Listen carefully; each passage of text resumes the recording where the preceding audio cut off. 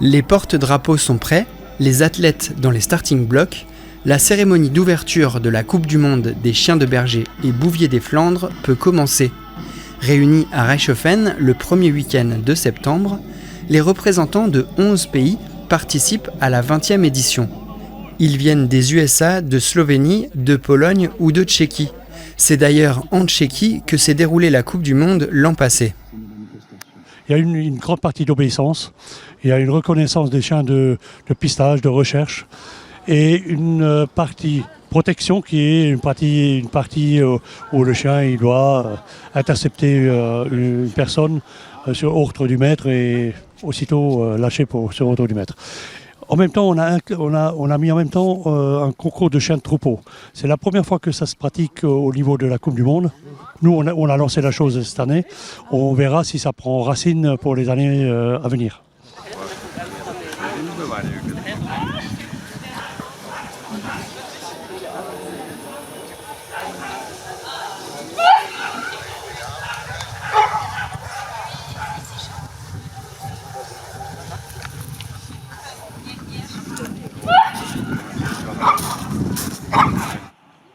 Au total, 5 épreuves. À la dernière Coupe du Monde, ici à Reichshoffen en 2014, il y en avait moins. À mon avis, la discipline la plus dure dans tout ce domaine, c'est l'obédience. L'obédience, le chien, il marche au cours d'eau. C'est le chien qui est vraiment en admiration de son maître et qui exécute des exercices qui sont phénoménaux. Plusieurs races de bergers français participent.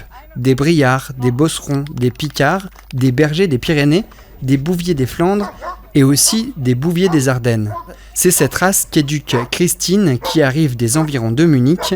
Selon elle, les bouviers des Ardennes sont plutôt rares. Nous entraînons toute l'année car c'est notre hobby. Et on adore ça et les chiens, il faut les travailler car sinon ils s'ennuient.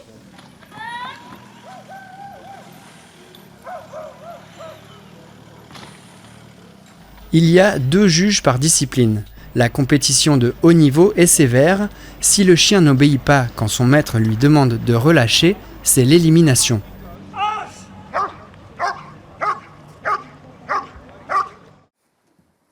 Les nombreuses épreuves sont terminées, le club canin reprend possession de son terrain, ils sont présents tous les dimanches matins et depuis quelques mois, les mercredis soirs également.